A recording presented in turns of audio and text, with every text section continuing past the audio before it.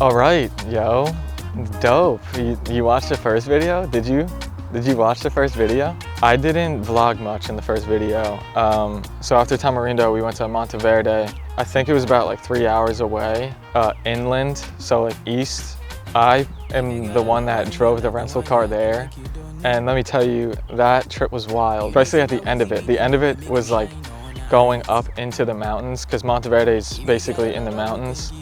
And the roads were not paved by any stretch of the imagination.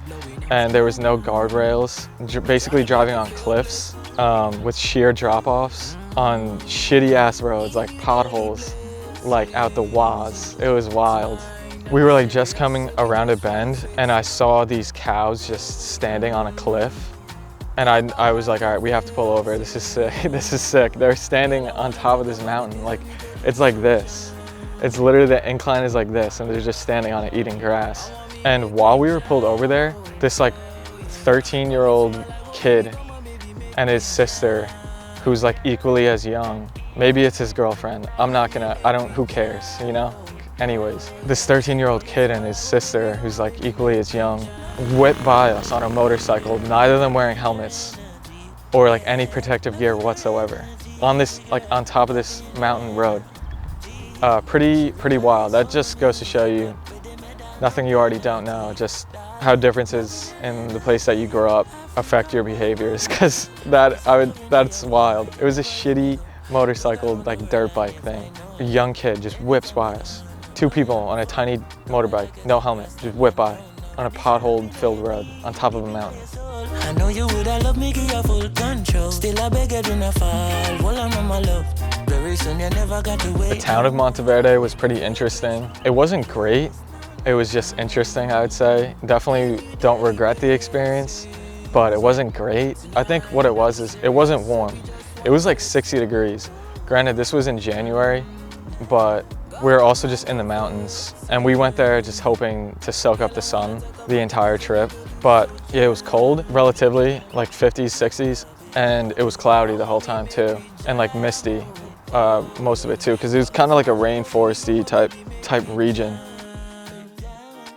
We were only in Monteverde for like a day and a half, and we did two main activities. That was zip lining and a night walk. So I'll tell you about the zip lining first. Zip lining was sick. It was actually really cool. The whole zip line course was like an hour and a half. I don't have any clips of the zip lining because I folded and I didn't bring my GoPro, but I'll try and find some clips and show you them. Maybe they're playing over me talking right now. The whole course was like between these two mountains. So it's like you get on the zip line, you go to the next stop, and then you get off, and then you have to walk.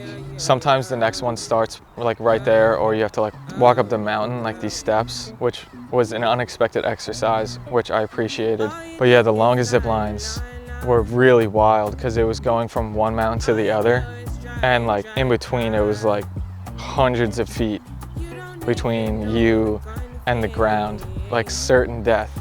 Really wild, because the last one they strap you in Superman, so you're like face down, and it's like from mountain to mountain, and it's like you're just flying. Anyways, at the end of the ziplining tour, we struck up a conversation with this group of 4 people that was like ahead of us in the line like the entire time. And the entire time I thought they were all friends, but when we talked to them, we found out that they had just all met earlier that day in a hostel in town. And then that's really when we learned what hostels are like. And then that's when we decided we definitely needed to stay at a hostel at one point in this trip. So we stayed in the hostel in the last location, La Fortuna. They also gave us some pretty good tips.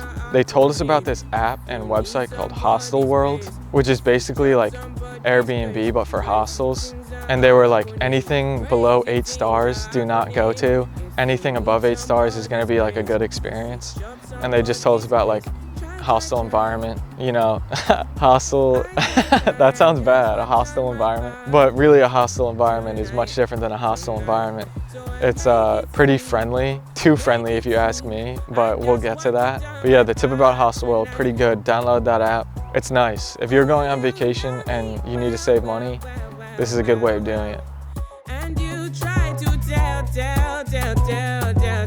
So then on the same day that we went ziplining, that night we went on a night walk which a night walk is basically just a walk in the woods with a tour guide that knows stuff about animals, and he carries a flashlight, and you try and find animals to look at and talk about. And let me tell you, it was not cool.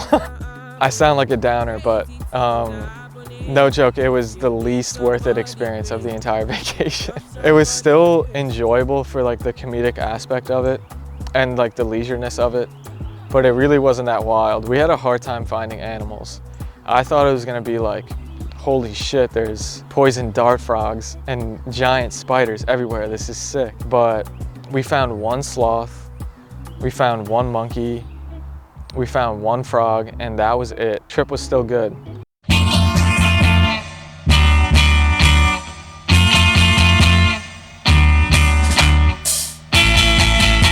So after Monteverde, we went to a place called Bajos Del Toro.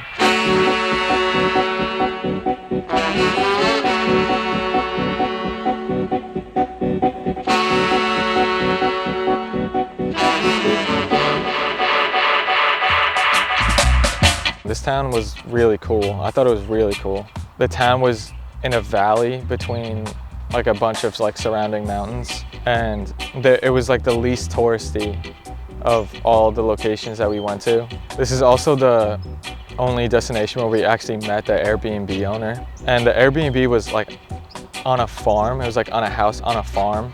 And there was literally no service for either of us in the entire like general area. Like we ran out of service 30 minutes before we got there. And when we got there, it was dark, or it was close to being dark.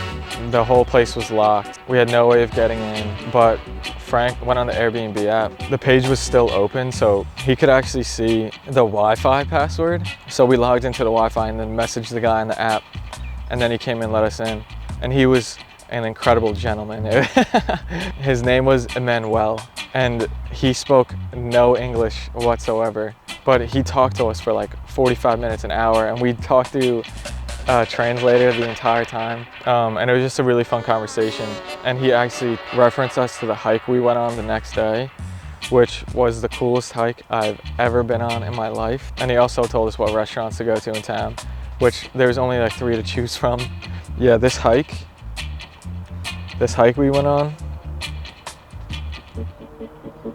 I almost don't even want to talk about it, because the clips kind of, I think, speak for themselves. Like, Zagas out, ziggas out, zagas out, anyhow, bad man now, zagas out, ziggas out, zagas out, anyhow, be the man of my day now, zagas out, ziggas out, zagas out, Neptune make #1 tune, yeah, zagas out, ziggas out, zaga, yeah, zagas out, simmer, be the man of the girls, them sugar, the girls, them world class lover, the girls, them need this. Simmer. Well, me love them shape and figure. Yeah, the man them where the girl admire. Not the girl that make them ball out for jaja. And I me got the girls them power. Yeah, we cool and Maya sing by the Havana. Zaga, zaga, zaga. There's nothing in this world that I wouldn't do. Wow. If I could be your girl. Zaga, zaga, zaga, zaga. yeah, the hike was kind of hard actually, because like you had to walk across like the rivers and the streams a little bit, and it was pretty slippery, and my legs were shaking. My legs were quaking actually, which is so wild because at one point Frank was out there walking on these slippery stones with a $5,000 camera set up on a gimbal. Like, I had to use the tour guide's walking stick to help me at points. And I'm way more athletic than Frank, but he was out there with the camera in his hands. He's probably more athletic than he is. Yo, he's like that meme. He's like that meme of the cameraman that sprints like as fast as the guy in the Olympics. He's like that with the camera in his hands. He was out there on slippery rocks, getting his shots. He was selling out for this. Anyways, yeah, several different waterfalls. Nice long hike, had 12,000 steps by 11 a.m. Like, and then yeah, on the last waterfall, we did it perfectly. On the last waterfall is when we went in the water, which was definitely a good move because you don't want to keep hiking after you go in the water really because you're wet. It was cold. The water was really cold actually. Also, another thing I noticed in Bajos was the dogs in Costa Rica are free spirits. It is wild. Like, and it wasn't just in Bajos Del Toro. Basically everywhere, there's just like, you see dogs all day long and they're just like out in the street, out and about. You don't, nowhere near their owner. You don't even know where their owners are. You don't know if they even have an owner. They're just trotting around doing their own thing. And they're all super friendly, a little bit dirty, but friendly and not menacing at all. Like there was this one dog that I guess he was one of the farm dogs, kept coming over to us and like coming in like in our Airbnb.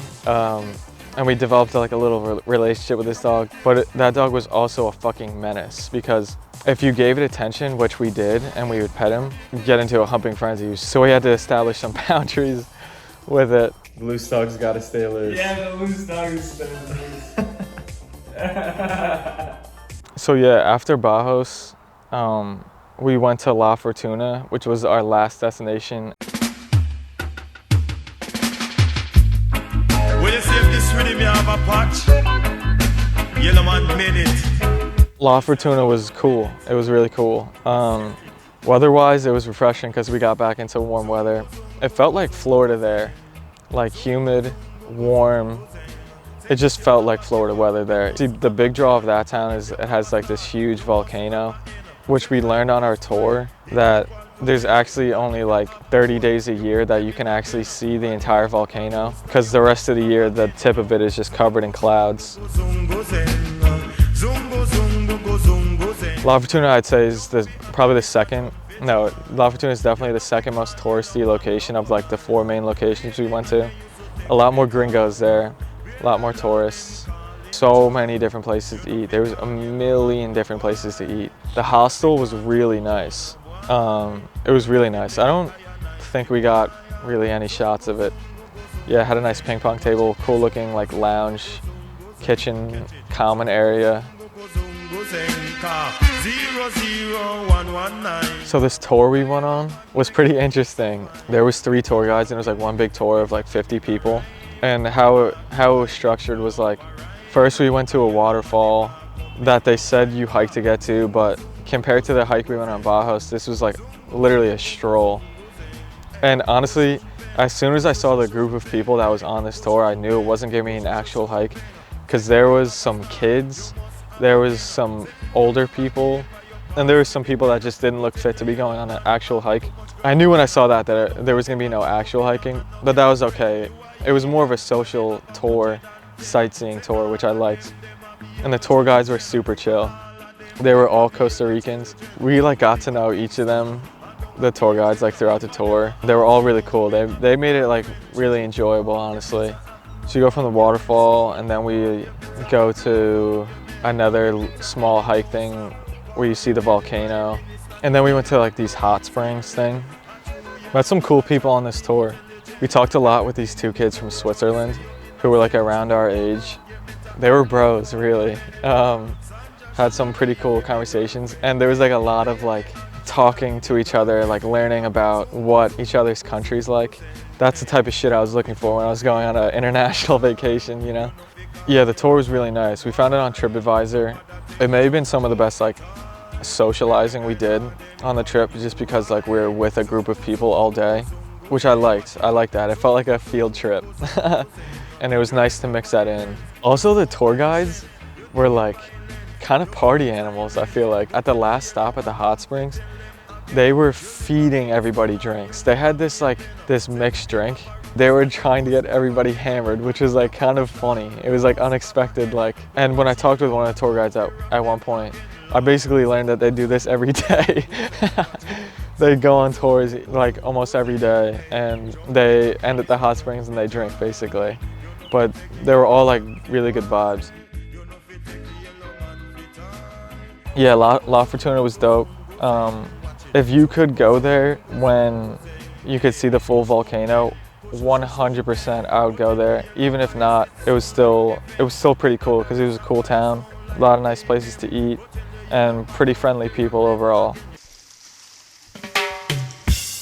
But yeah, final thoughts. I loved it. I loved Costa Rica. It was almost exactly what I imagined it being. Yeah, I don't know, it felt a lot more down to earth. The wide majority of people were really friendly. So yeah, it was dope. Highly recommend going. Yeah. Thank you for watching. If you watch both, that's dope. That's pretty cool. You watch both of them? First 2 videos on my YouTube?